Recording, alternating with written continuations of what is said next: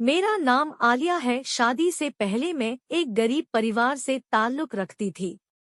मैं गांव की रहने वाली थी, लेकिन फिर भी मैंने सरकारी स्कूल से 10वीं क्लास तक की शिक्षा पाई हुई थी। मैं बहुत ज्यादा खूबसूरत तो नहीं थी, लेकिन बस मीडियम थी। मैं अपने घर में सबसे बड़ी बेटी थी, इसलिए मेरे माँ बाप को मेरी शादी करने की बहुत जल्दी हो रही थी। वैसे भी गांव में लड़कियों की जल्दी ही शादी कर दी जाती है। मेरे माँ बाप ने मेरे लिए अच्छा रिश्ता देखना तलाश किया तो पड़ोस के ही गांव से मेरे लिए एक अच्छा सा रिश्ता आया। रिश्ता बहुत अच्छा था। लड़का रहने वाला तो गांव का ही था, लेकिन उसकी नौकरी कतर में लगी हुई थी और उसकी नौकरी बहुत ज्यादा अच्छी थी। मेरे घर वालों को यह रिश्ता बहुत पसंद आया था। लड़का तभी उसके दूसरे देश में नौकरी लगी हुई थी। मेरी भी यही चाहत थी, मेरी शादी किसी लिखे इंसान से हो। यह रिश्ता मिल जाने के बाद पूरी हो गई थी और मेरे घर वालों को रिश्ता बहुत पसंद आया था। मेरा होने वाला पति काफी सालों से ही कतर में नौकरी कर रहा था। वह अपने घर में सबसे बड़ा बेटा था। उसके छोटे 3 बहन भाई थेरा और 2 छोटी बहनें थीं। मेरे होने वाले पति के पिता तो काफी सालों पहले ही गुजर चुके थे, लेकिन मान का साया अभी तक उन पर था। हमारा रिश्ता फोटो देखकर ही तय हो गया था। मेरा फोटो लड़के को दिखा दिया गया था और लड़के का फोटो मुझे दिखा दिया गया था, क्योंकि लड़का कतर में नौकरी करता था, इसलिए वो बार बार यहाँ पर नहीं आ सकता था। लड़के वालों की शर्त यही थी कि हमारा बेटा शादी के टाइम पर ही हिंदुस्तान वापस आएगा, और मेरा ये रिश्ता मेरे पिता के जानने वाले दोस्त नहीं करवाया था, इसलिए मेरा होने वाला पति मेरे लिए बिल्कुल अनजान था। दोनों परिवारों की मर्जी से हमारा रिश्ता पक्का हो गया और कुछ दिन बाद ही हमारी शादी भी हो गई। मेरी शादी की पहली रात जब मेरे पति से मेरी मुलाकात हुई तो मुझे उनका बिहेवियर बहुत पसंद आया था। मेरे सल बस ठीक ठाक ही थी। ससुराल का घर तो थोड़ा छोटा था, लेकिन मेरे पति की कमाई अच्छी थी, इसलिए मेरी मां ने मुझे समझाया था कि घर से कुछ नहीं होता, लड़के की कमाई अच्छी होनी चाहिए। मैंने भी इस बात को एक्सेप्ट कर लिया था। शादी के 4 दिन बाद ही मेरे पति ने अपना सामान पैक करना शुरू कर दिया था, क्योंकि उनको कतर वापस जाना था, और ये बात सुनकर मैं रोने लगी थी। अभी तो हमारी शादी को 3-4 दिन ही गुजरे थे और मेरे पति शादाब मुझे अकेला छोड़कर जा रहे थे। मैं उनके बिना यहाँ पर कैसे रहूंगी? हमने तो अभी तक एक दूसरे को ठीक तरह से जाना भी नहीं था। मैं अपनी जिंदगी अपने पति के साथ गुजारना चाहती थी। शादी से पहले मुझे यह बात तो पता थी कि मेरे पति काफी सालों से ही कतर में नौकरी कर रहे हैं, लेकिन जब शादी के बाद वो 3-4 दिन बाद ही जाने लगे तो मेरे पैरों तले से जमीन निकल गई, क्योंकि मुझे तो यह नहीं पकी वह अचानक इतनी जल्दी कतर जाने की तैयारी करने लगेंगे। मैंने सोचा था कि शायद वह 1-2 महीने यहाँ पर रुक उनकी मेरे साथ अच्छी खासी बातचीत होगी, लेकिन ऐसा कुछ भी नहीं था। वह तो 3-4 दिन में ही यहाँ से जाने की तैयारी में लगे हुए थे। मैंने अपनी आंखों में आंसू भरकर अपने पति से कहा भी था कि मैं यहाँ पर आपके बिना कैसे रहूंगी। मेरी बात सुनकर मेरे पति कहने लगे, मेरी मजबूरी है, वहाँ पर मेरी नौकरी लगी हुई, मैं ज्यादा टाइम तक यहाँ पर नहीं रह सकता, वरन मेरी नौकरी खतरे में पड़ जाएगी। वैसे तो मैं यहाँ पर 2 महीने की छुट्टियां पर आया था, लेकिन कंपनी ने अचानक ही मेरी छुट्टियां कैंसिल करके मुझे वापस बुला लिया है। शायद वहाँ पर कम ज्यादा है, इसलिए बार बार मेरे पास वहाँ से फोन आ रहे हैं। यह सुनकर मेरी आंखें नाम हो गई थी और मुझे गुस्सा भी आ रहा था इस बात पर कि मुझे किसी परदेसी इंसान से शादी ही नहीं करनी चाहिए थी। एक परदेसी इंसान से शादी करना बहुत ही मुश्किल कम है। इस बात का एहसास मुझे आज हो रहा था।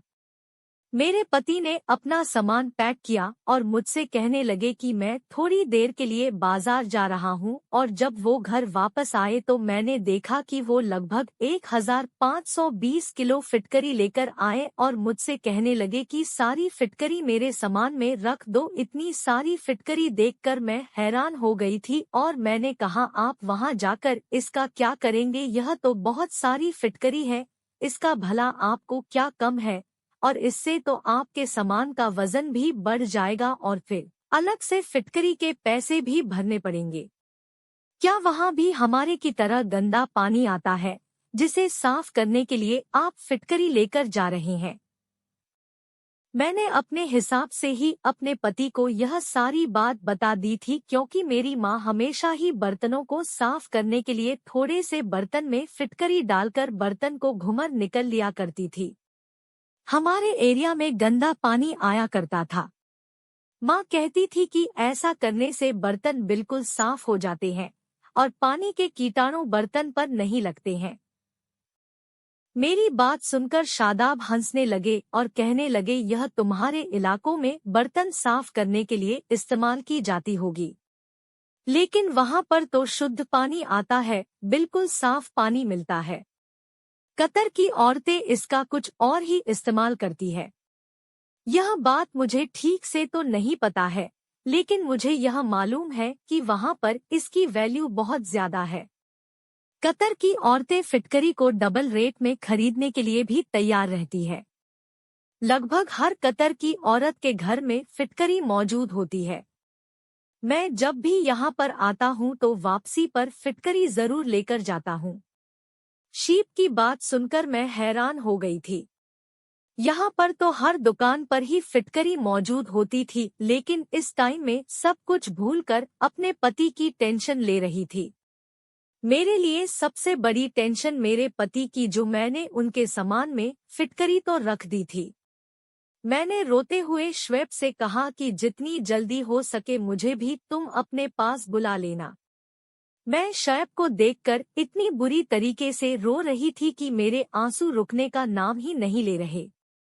अभी तो हम दोनों ने अपने खूबसूरत जिंदगी की शुरुआत भी नहीं की थी और इतनी जल्दी जुदाई का टाइम भी आ गया था। श्वेत के बिना ससुराल में रहने का सोचकर ही मुझे अंदर से घुटन महसूस हो रही थी। मुझे इस तरह रोता हुआ देखकर श्वेत कहने लगे, तुम ज्यादा परेशान मत हो, वहां जाते ही मैं तुम्हें बुलाने का इंतजाम कर लूंगा। मैं जानती थी कि सारे झूठे बहाने हैं, लेकिन सिवाय आंसू बहाने के मेरे पास और कोई चारा भी नहीं था। मेरी दोनों छोटी नंदे बहुत ही ज्यादा चालाक थी।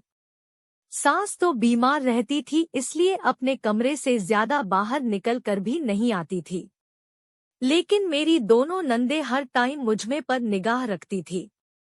उन्हें मेरे आंसू ड्रामेबाजी लगते। उनका कहना था कि वह भी तो अपने भाइयों की इतने सालों से जुटा बर्दाश्त कर रही है, लेकिन जब भी उनका फोन आता था उनकी बहाने फोन पर अपने भाई से मेरी बहुत ज्यादा बुराइयां किया करती थी। वो इन सब बातों से बहुत तंगे गए थे। मेरे पति भी मेरे बिना तड़प रहे थे। वो रोज मुझसे फोन पर बातें किया और कहते, द आलिया, तुम्हारे बिना मेरा दिल नहीं लगता, मुझे तुम्हारी बहुत याद आती है। तुम्हारे साथ बिताए हुए वह 3-4 दिन मुझे अभी तक बहुत याद आते हैं, लेकिन अगले ही पल में उदास हो जाता हूँ। और फिर एक दिन कुछ ऐसा बताया कि जिसे मैं सुनकर बहुत ज्यादा खुश हो गई थी। उन्होंने मुझे बताया कि वह मुझे अपने पास कतर बुला रहे हैं। वह सारी कार्यवाही कर चुके हैं। उन्होंने मेरे डॉक्यूमेंट में भेज दिए। यह सुनकर जहां मैं खुश हो रही थी, वहीं पर मेरी नंदू के चेहरे का रंग बदल गया था। वह चाहती थी कि उनका भाई उन्हें भी कतर बुला ले, लेकिन मैंने अपनी नंदों को नजरअंदाज करके जल्दी जल्दी अपनी जाने की तैयारी शुरू कर दी। मैंने श्वेब से पूछा, क्या आपके लिए यहाँ से कोई भी सामान लेकर आऊं? तो श्वेब ने मुझसे कहा, तुम मेरे लिए 20 किलो फिटकरी लेकर आना। यह सुनकर मैं हैरान हो गई थी। अभी तो कुछ टाइम पहले ही श्वेब 1520 किलो फिटकरी लेकर गए अब फिर से 20 किलो फिटकरी तो बहुत ज्यादा होती है। मेरा अपना सामान भी अच्छा खास था। ऊपर से 20 किलो फिटकरी रखने की वजह मुझे ज्यादा वजन की वजह से पैसे चुकाने पड़े और मैं सोचने लगी पता नहीं इतनी सारी फिटकरीते क्या करती है। मेरे लिए इतना भारी सामान संभालना बहुत मुश्किल हो रहा था। कुछ घंटे के सफर के बाद मैं कतर अपने पति के पास पहुंच गई थी। मगर एयरपोर्ट पर श्वेब को देखकर मेरी खुशी की हद नहीं रही थी। मेरे पति ने मुझे देखते ही पहला सवाल यही पूछा कि तुम फिटकरी लेकर आई हो या नहीं। उनकी ये बात सुनकर मेरा दिल टूट गया था। उन्हें मुझसे मिलने से ज्यादा फिटकरी की चिंता हो रही थी, जबकि मैं उनसे मिलने के लिए बहुत ही ज्यादा बेताब थी। मैंने खामोशी से फिटकरी से भरा हुआ थैला निकलकर उनको दे दिया, लेकिन ना जाने वो फिटकरी किसको देकर ए गए। वापसी पर उनके पास बहुत सारे पैसे। जब वह मुझे अपने फ्लैट पर लेकर गए वह मुझे बहुत ज्यादा प्यार करने लगे और मुझसे बहुत अच्छे से पेश ए रहे। अब मुझे उनसे सवाल करने का मौका ही नहीं मिला और फिर बाद में मैं भूल गई थी कि वह फिटकरी का आखिर करते क्या है। थोड़ी देर बाद जब बातों ही बातों फिटकरी का कोई आया तो मैंने अपने पति श्वेब से पूछा कि आखिर आप फिटकरी किसको देकर आए हो। मैं अपने पति की बातों में सब कुछ भूल गई थी। सच कहूं तो मुझे विश्वास ही नहीं हो रहा था कि मेरे पति ने मुझे अपने पास बुला लिया है। 2 महीने मैंने अपने पति के साथ बहुत ही अच्छे गुजरे। 2 महीने किस तरह से अपने पति के साथ हंसी खुशी गुजर गए मुझे पता ही नहीं चला था, लेकिन 2 महीने पूरे होते ही मेरे पति मुझसे कहने लगे अब तुम्हें यहाँ पर रखना मेरे लिए पॉसिबल नहीं है। बेहतर यही होगा कि तुम वापस ही हिंदुस्तान चली जाओ।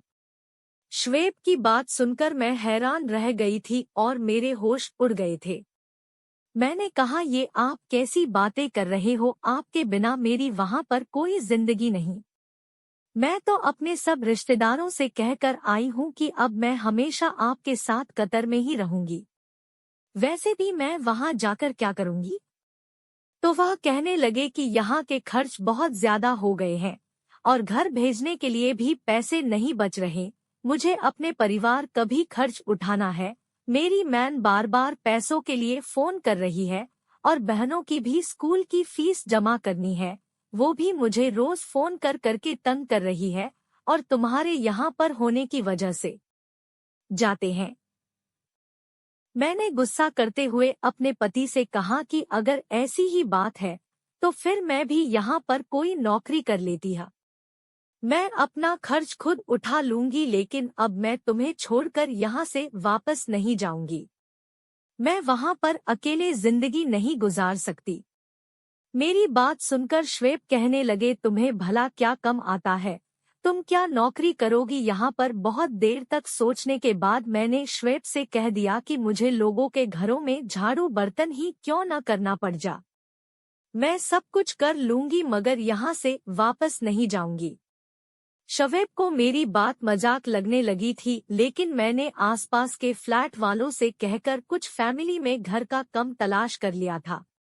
उन दिनों मेरी काफी लोगों से जान गई थी, क्योंकि हम जिस जगह पर रहते वहां पर जाकर हिंदुस्तानी फैमिली भी रहती थी और इस समय मेरी जान पहचान वाली औरतें मेरे जिन्हें खाना बनाने के लिए एक औरत की तलाश थी, इसलिए उन्होंने मुझे अपने घर काम करने के लिए रख लिया। मेरी जान पहचान वाली फैमिली ने मुझे बताया कि कतर के लोग भारतीय लोगों के हाथ का खाना खाना बहुत पसंद करते हैं और सिर्फ भारतीय औरतों को ही खाना पकाने के लिए रखना उनके लिए सबसे पहली पसंद होता है। मुझे 3-4 घरों में एक साथ काम करने का मौका मिल गया था। मैं इस बात से बहुत खुश थी और मेरी खुशी की कोई हद नहीं रही थी। किसी के घर मुझे सिर्फ खाना पकाने की नौकरी मिल गई थी तो किसी के घर सिर्फ झाड़ू बर्तन करने की नौकरी मिली थी। मुझे कम करने के अच्छे खासे पैसे मिल रहे, जिसमें आसानी से मैं अपने पति श्वेब के साथ रह सकती थी। खाना पकाना तो मैं पहले से ही जानती थी, क्योंकि कुकिंग में तो मैं शादी से पहले से ही बिल्कुल परफेक्ट थी। मैं यूट्यूब पर देखे कर तरह तरह के खाने बनाती रहती थी और अब यही बात मेरे कम आने वाली थी। रात को जब सब घर पर लौटे और मैंने उन्हें बताया कि मुझे आसपास के घरों में खाना बनाने की और साफ सफाई करने की नौकरी मिल गई है और उन लोगों ने मुझे अपने घर पर काम पर भी रख लिया है, ये बात सुनकर मेरे परहा और कहने लगे, तुमने तो सच में ही कम ढूंढ लिया, लेकिन मैं तुम्हें दूसरों के घर जाकर काम करने की परमिशन नहीं दे सकता। शोएब ने मेरी सारी खुशी खाक में मिला दी थी, लेकिन मैं इतनी आसानी से हार मानने वाली नहीं थी। शोएब की बात सुनकर मैं जोर जोर से रोने लगी। मेरे आंसुओं ने शोएब के दिल को मौम कर दिया था। अब खुद भी वह मेरे बिना नहीं रहना चाहते थे। मैं अच्छी तरह से जानती थी कि मेरी नंदी ही मेरे पति को बहका रही है, मुझे वापस हिंदुस्तान बुलाने के लिए उन पर दबाव डल रही है और मजबूर होकर ही वह मुझे कदर से हिंदुस्तान वापस भेजना चाह रहे थे, लेकिन उनका मुझे भेजने का कोई मन नहीं कर रहा था। मैंने जानबूझकर इतना ज्यादा रोना धोना मचाया कि शोएब ने मुझे कम करने की परमिशन दे दी। मेरी खुशी का कोई ठिकाना नहीं रहा था, क्योंकि अब मैं शोएब के साथ हमेशा यहाँ आराम से रह सकती थी। मैंने खुशी से शोएब को अपने गले से लगा लिया और मोहब्बत का इजहार किया। अगले दिन जब ऑफिस जाते टाइम कि अगर तुम्हें कम समझ आए तो ही करना, वरन नहीं। मैंने उनसे कहा कि आप फिक्र मत करो, मैं सब कुछ संभल लूंगी, और उनके घर से जाते ही जल्दी से मैं अपने कम से फ्री हुई। फिर मेरी पड़ोसन मुझे कतर की औरतों के घर पर ले गई, जिनके घर बहुत ही बढ़िया, अंदर से बिल्कुल महल के जैसे लगते। मैं देखकर तो बहुत ही ज्यादा हैरान रह गई थी। यहाँ के लोगों के घर सच में बहुत ज्यादा हसीन थे और वहाँ की औरतें भी बहुत मिलनसार बिहेवियर की थी। कुछ कुछ औरतें तो हिंदी भी कुछ औरतों को तो हिंदी भी समझ आती थी, लेकिन बोलना नहीं जानती थी। उन्होंने इशारे से मुझे समझा दिया कि मैं उन्हें किस तरह का खाना बना कर दूं। लेकिन पहले ही दिन मैंने एक बड़ी अजीब सी बात देखी। जब एक मालकिन के यहाँ किचन में खाना बनाने के लिए गई तो वहाँ पर एक बड़े से बॉक्स में बहुत सारी फिटकरी पड़ी हुई थी। फिटकरी को देखते ही मुझे याद आया कि मेरे पति और मैं भी तो इंडिया से इतनी सारी फिटकरी लेकर आई थी। पता नहीं शब ने उसे फिटकरी का क्या किया था, क्या पता यहाँ की औरतें इस फिटकरी का क्या करती है। लेकिन यह सवाल मैं किस पूछती, क्योंकि इस घर में मौजूद जितने भी नौकर द वह सब हिंदी नहीं जानते और इंग्लिश थे, और शब तो पहले ही बता चुके कि उन्हें इस बारे में कुछ भी नहीं पता। शादा ने भी यही बताया था कि यहाँ की औरतें फिटकरी का क्या करती हैं, इस बारे में उन्हें नहीं मालूम। मैं इन्हीं सोचों में गुम थी और 2-3 घंटे में मैंने वहाँ का खाना भी बना दिया था। फिर उसके बाद में दूसरे घर पर खाना बनाने के लिए चली गई थी और वहाँ पर जाकर भी मैंने बिल्कुल यही चीज देखी कि वहाँ के किचन में तो पहले वाले से भी ज्यादा फिटकरी भारी हुई थी। अब तो मेरे अंदर एक अजीब सा इंटरेस्ट जाग उठा था कि आखिर यह सब माजरा क्या है। इंडिया में तो मैंने ऐसा कुछ भी नहीं देखा था। मुझे खाना पकाते हुए थोड़ी ही देर गुजरी थी कि एक औरत किचन में आई और उसने फिटकरी का टुकड़ा निकाला और एक बर्तन में पानी लिया।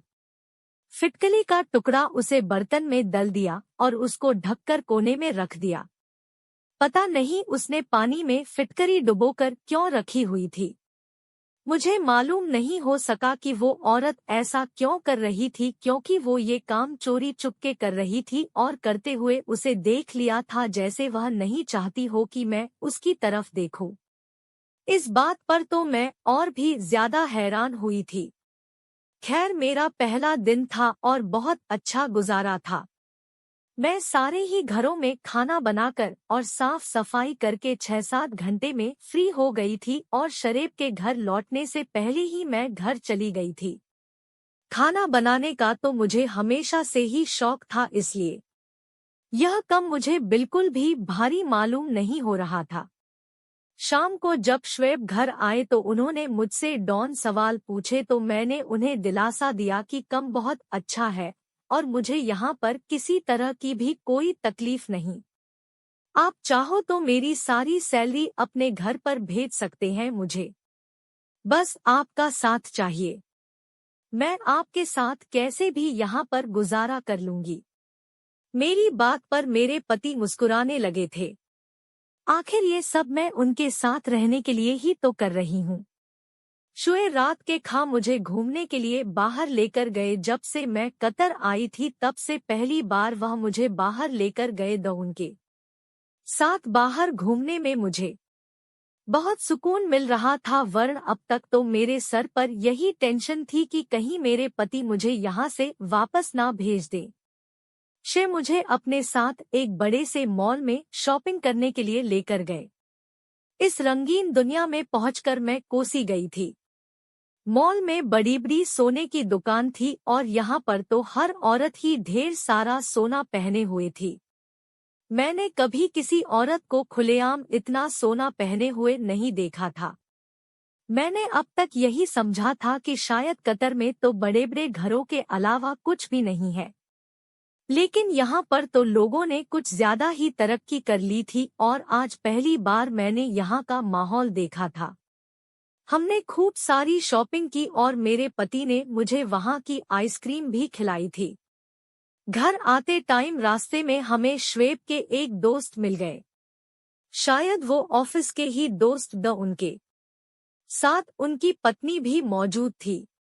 श्वेब ने मुझे अपने दोस्त और उनकी पत्नी से मिलवाया। वो लोग बहुत ही ज्यादा अच्छे लग रहे थे और जब उन्हें पता चला कि मैं शादी के बाद पहली बार हिंदुस्तान से यहाँ पर आई हूँ तो उन्होंने मुझे और शैब को अपने घर पर अगले ही दिन डिनर के लिए बुला लिया। वो लोग भी कतर में ही रहते लेकिन उनकी हिंदी काफी अच्छी थी। ने उनसे काफी माना भी किया कि हम लोग डिनर पर नहीं आ सकते, लेकिन वह नहीं माने और जब वो ज्यादा ही जिद करने लगे तो मेरे पति ने उनके डिनर का ऑफर एक्सेप्ट कर लिया।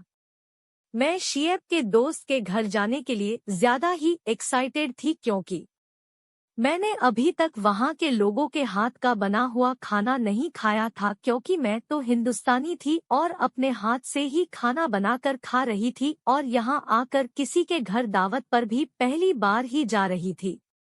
अगले दिन मैंने सभी लोगों के घरों में काम किया और खाना बनाया और वापस आते ही जल्दी जल्दी रेडी हो गई श्वेब की वह जल्द ही कम से लौट आएंगे और फिर हम लोग उनके दोस्त के घर। श्वेब के आते ही हम दोनों उनके दोस्त के घर के लिए निकल गए। उनके दोस्त और उनकी पत्नी ने बहुत ही अच्छी तरह से हमारा वेलकम किया था। मैं श्वेब के दोस्त का घर देखते ही रह गई थी।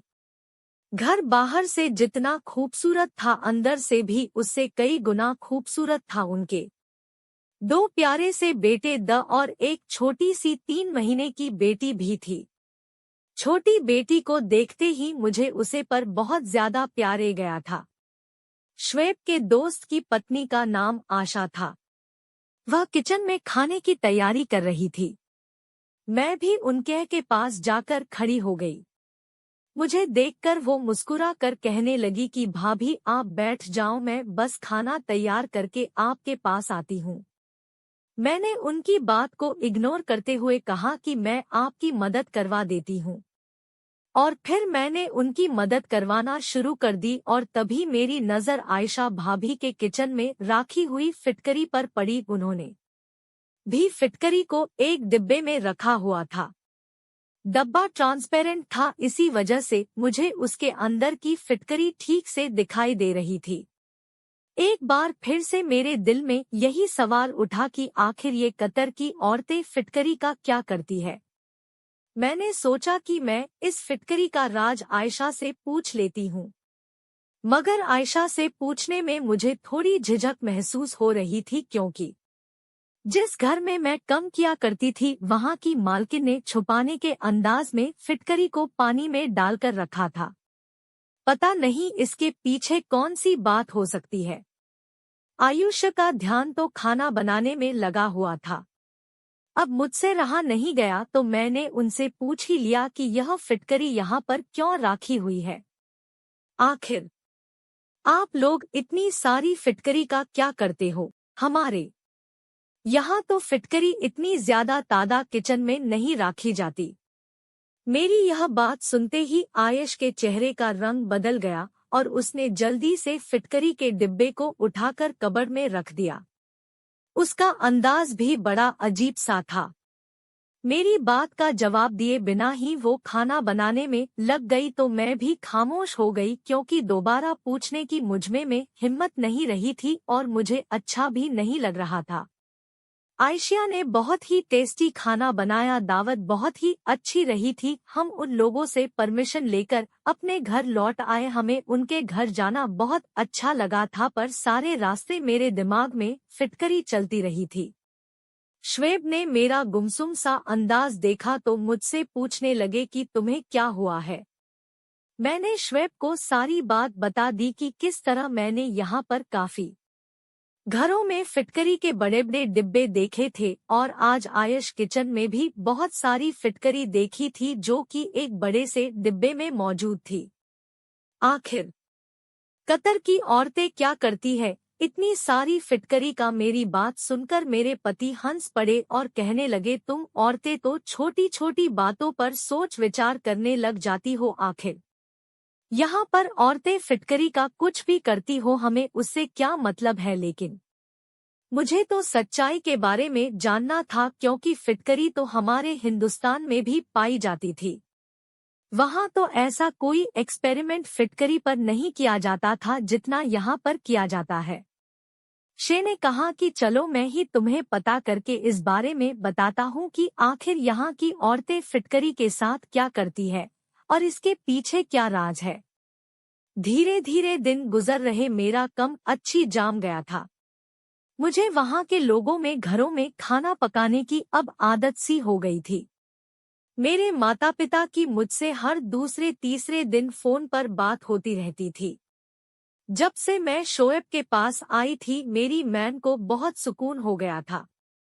मैंने अपनी मैन से कई बार फिटकरी के बारे में बहुत सारे सवाल पूछे, कहीं मेरी माँ को फिटकरी के बारे में कुछ पता हो, लेकिन मेरी माँ को भी ज्यादा जानकारी नहीं थी कि फिटकरी को पानी में भिगोकर क्या किया जा सकता है। यह बात मेरे लिए बहुत ही ज्यादा हैरान कर देने वाली थी। मैं कतर में आकर पूरी तरह से सेट हो गई थी। अब मुझे हिंदुस्तान वापस जाने की कोई चिंता नहीं रही थी। मेरा काम बहुत ही अच्छा चल रहा था। मेरे पति और मैं यहाँ पर खूब कमाई कर रहे थे। जिन लोगों के घरों में मैं कम किया करती थी वह लोग भी मेरा बहुत ख्याल रखते, मेरे खाने की बहुत तारीफ होती थी, और जिनके घरों में मैं सफाई किया करती थी वहाँ पर मेरी सफाई की भी खूब तारीफ की जाती थी, क्योंकि मैं बहुत ही सलीके से कम करती थी। खाना भी मुझे बहुत ज्यादा नहीं बनाना होता था, 2-3 टाइप की डिशेस थोड़ी थोड़ी होती थी। कुछ दिन गुजरे कि एक दिन ऑफिस से घर आए तो मुझसे कहने लगे, मेरे लिए अपने हाथ की बहुत अच्छी सी चाय बना दो, आज का मूड बहुत अच्छा लग रहा था। वह लग रहे। मैंने अपने पति से कहा कि आज आपको ऐसी कौन सी खुशी मिल गई है जिसकी वजह से आप बड़े फ्रेश लग रहे हो? ने कहा कि मैं तुम्हारी परेशानी का हाल लेकर आया हूँ। आज तुम जल्द मेरे चाय बनाकर फुर्सत से मेरे पास आकर बैठ जाओ। आज मैं तुम्हारी परेशानी खत्म करने वाला हूँ और तुम्हें फिटकरी का राज बताता हूँ। मुझे फिटकरी के राज के बारे में पता चल गया है।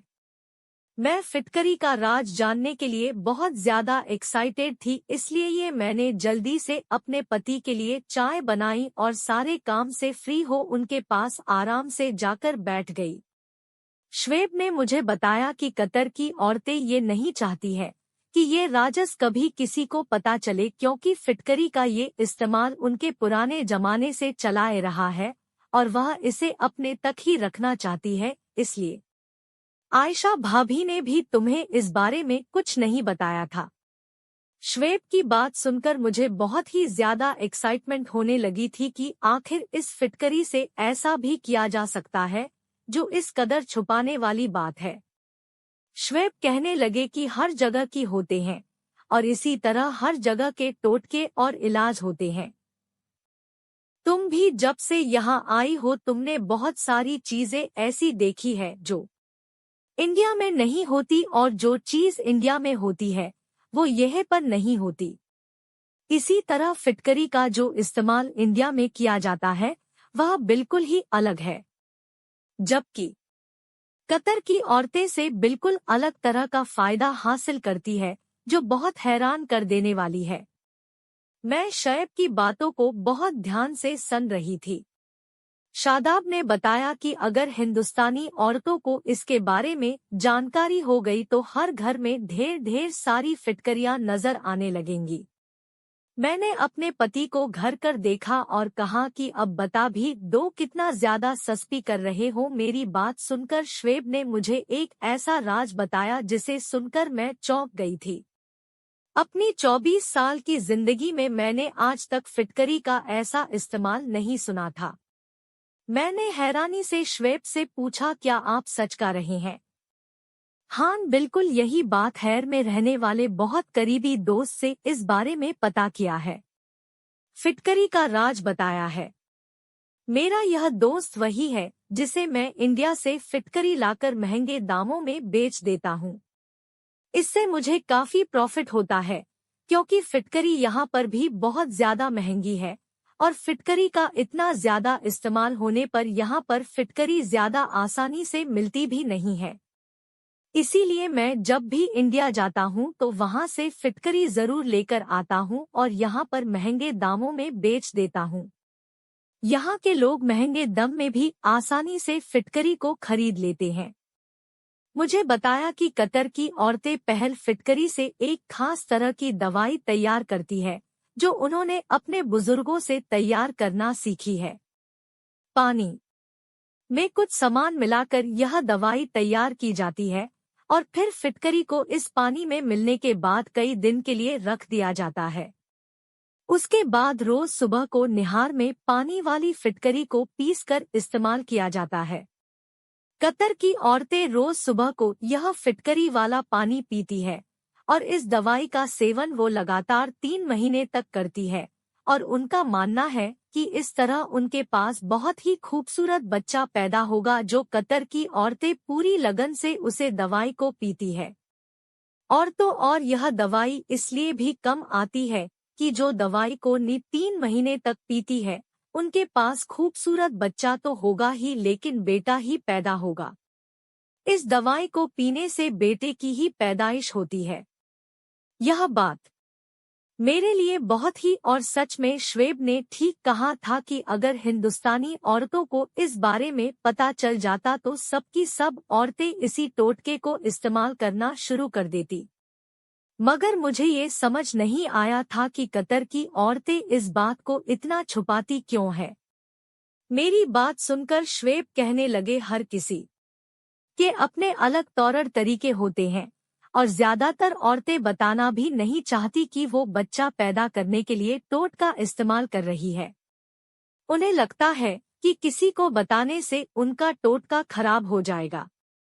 शोएब की बात सुनकर मैं अफसोस भरे शब्दों में कहने लगी कि मेरे पास तो फिटकरी भी नहीं है और ना ही मुझे यह दवाई बनाने का तरीका आता है।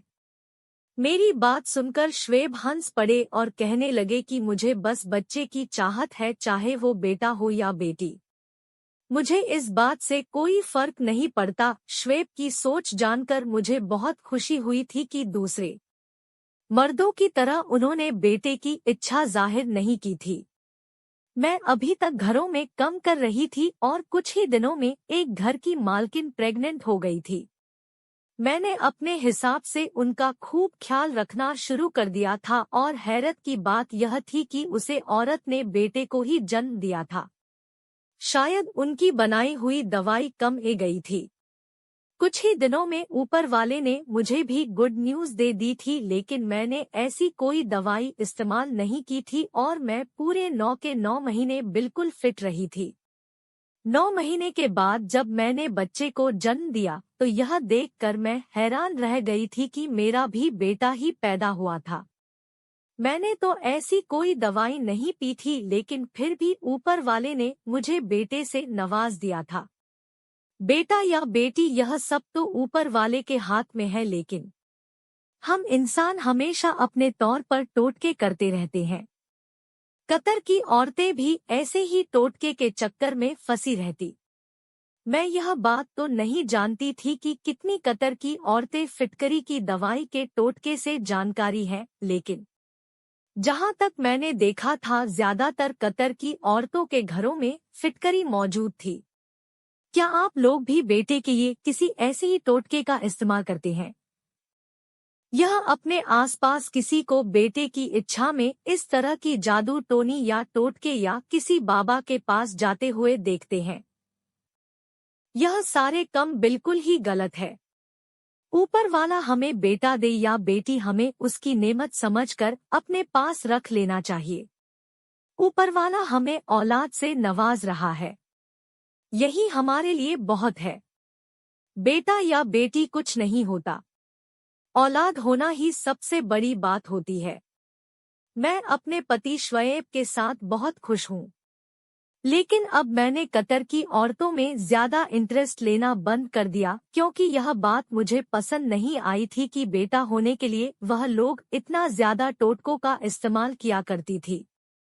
बेटी होने के लिए भी तो लोग टोटके का इस्तेमाल कर सकते हैं।